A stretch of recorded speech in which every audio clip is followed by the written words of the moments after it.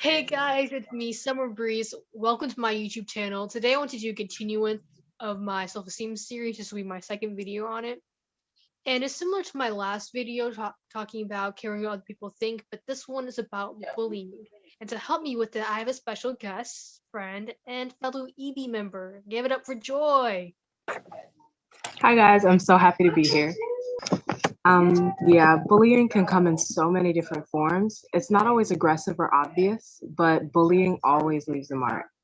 As a Black female, I have firsthand experience with what bullying can do to your self-esteem. Little things people say matter and can chip away at it. After spending 2.5 years in a schooling environment where everyone was oblivious to my pain and how they added to it, I felt worthless and didn't even know it. All I wanted was for people to like me, but I didn't feel like I deserved it. And the effects it had on my life were horrible. I went through so many phases: quiet, rude, docile, angry, just so people would like me. But I always, on some level, felt they were making a bad decision being around me. Thought it wasn't worth their time, and whatever you put out comes back. Every day was a lesson. Finally, I left. Part of the reason I'm in online school now is so I have the time and space to work through my obstacles, know myself and less. And as I love myself more, people either treat me like I'm worth being around or I set boundaries because I know I'm worth it. There's always someone in this world who loves you. Hopefully, that person is you. In the words of Ralph W. Sockman, the test of courage comes when we're in the minority. The test of tolerance comes when we're in the majority. Man, that's a great quote. And yeah, you're right, Joy. It really is the little things. Um, my family moved around a lot when I was younger, and I was always a new kid because of it. And being the new kid, I was a center of attention pretty fast, but not always the good kind. I was bullied a lot. I was bullied because of my hair. It was too curly or too thick. And I was picked on because of my nails. People kept saying that they were too long. I was picked on because of the clothes I wore, which is weird since I was actually in a uniform school. So I'm not sure how that came about. But I was just picked on for a lot of things. And I didn't say much because I was a shy kid and I was really embarrassed to tell my mom what was going on. And so I would just stick to hanging around a few select people and kind of avoiding everyone else.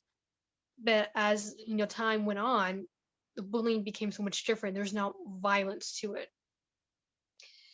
And there was like seriously times where I felt like saying things would actually make it worse, reaching out to an adult. Or like if I said anything, it wouldn't do anything. And instead, I'll have to admit what was actually going on. And I remember feeling very afraid and fragile at the time. And I remember thinking to myself, I need to change. And I remember, thinking, okay, I got to be tougher at school. And so I started being tougher at school. I fought back with people, mostly with my words, but like people hit me, I would hit them back and stuff like that. But it was kind of hard because now at this point, I was pretending to be someone I wasn't. Because I'm not naturally like a tough person. I'm kind of meek and oh, look, flowers. I'm that kind of person. And so keep in mind, this is happening when I was in grade school. So it did leave a toll on me. Without actually forming the connection in my mind, I kind of grew the mindset that I couldn't be me because there was something wrong with me. Pretending to be someone that often, it can be a little awkward, and my alter school ego became more and more of my actual personality. And so now there wasn't much of an off switch between home and school. The more I pretend to be this different person, the more I actually became this different person. And I remember my like end of my fifth grade year, I moved back to Florida. And it was there I realized because I was like in a completely secluded environment, I was being homeschooled, and I realized there that I really don't know who I am. As Grace Vanderwall said, I don't know my name. And it was really hard for me because I had to go through this process of trying to discover who I was and trying to figure out different things about myself. Well, in my ninth grade year, I can say I now know my name. And I'm really happy about that. Um, and this, it's a little hard for me getting to this point, really, because if you start off, your young life not knowing who you are and pretending to be someone else, it does take a toll on you. And it's kind of hard trying to figure out who you are and trying to get back to this self love and knowing that you're perfect just the way you are is very hard. And actually, I believe it was in 2019 or was it 2018? It was one of those years, but I was having some serious self-esteem issues. I was running on empty with my self-esteem. And I remember because this is after a time I started trying to embrace my natural quirkiness. And I remember people treating me like I was a stupid weirdo. And I remember saying things and just trying to figure out why I said it. I'm like, oh my gosh, did I just say that? What I say? And I remember just doing little odd things, bringing up odd facts, and then people giving looks with each other, like, oh my gosh. And it really did hurt me. And I remember this one particular time I was at Winn-Dixie with my mom, and there was girl, a homeschooler girl that I had been talking to, but who had completely ghosted me after a little bit. And she was right there. I could see her like down the aisle, and I flipped out. I had my mom. I have no idea if that girl saw me, but I was just like so afraid that she would see me because that's embarrassing. A person stopped talking to you and you run into them. It's like, oh, hi. It's just an awkward thing. But later on, I started thinking about it. Really, if she had seen me, she would have been the one who was feeling uncomfortable and awkward. I mean, she completely ghosted a girl who was just being herself. And I do love Disney. That's something about me. I love Disney. And I guess a lot of people my age think that that's kind of babyish. There's because in today's society, I guess like teens are so much more mature and not necessarily in the right areas. And so I'm a person who's into stuff like Disney.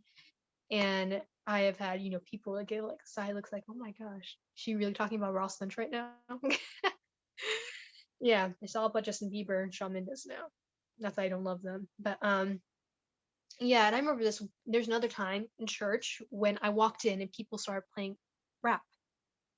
And another person at youth group called them out and said, what are you doing? We never listen to this. Turn it off. I felt so embarrassed and I felt so called out. But, because of me being an African American person, I feel like, just so uncomfortable at that point. And between that and different things that have happened in our church, people standing me up, like, for different events that we had planned, I felt really uncomfortable going back there. I just didn't want to go back. I remember one day I was sitting in my bed and I was thinking, wait a minute, I shouldn't go to my youth group because I feel uncomfortable being quirky and black. No, that's not right. And the truth is, like, those it's just sometimes hard for people to see in perspective that no matter like what people say, you are perfect. You are who you're supposed to be. I love the song from the Greatest Showman soundtrack, This Is Me, because I love that because like I felt so much more empowered listening to that song and like, oh my gosh, this is me. And I started like even embracing my heritage more and just becoming more in touch with me and feeling proud of me. The fact that I'm a writer who loves to read, I'm a photographer, just different things about myself that I thought were weird, little quirks that I have. Like I'm constantly quoting different memes.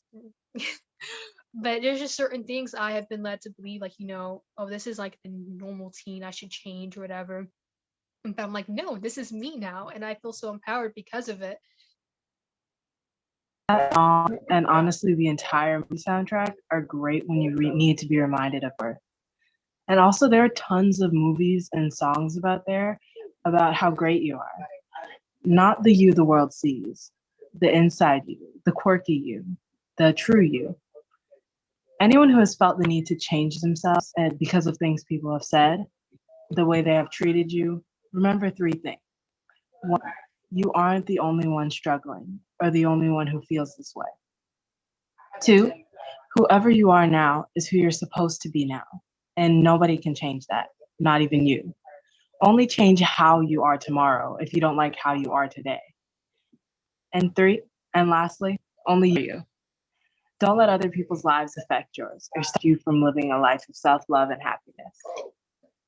Oh my gosh, I love that, Joy. And there's this saying, be you, everyone else is taken. And I love that because I think individuality is something that has been kind of like killed off by society lately. And it's just like really hard to find people who are truly themselves.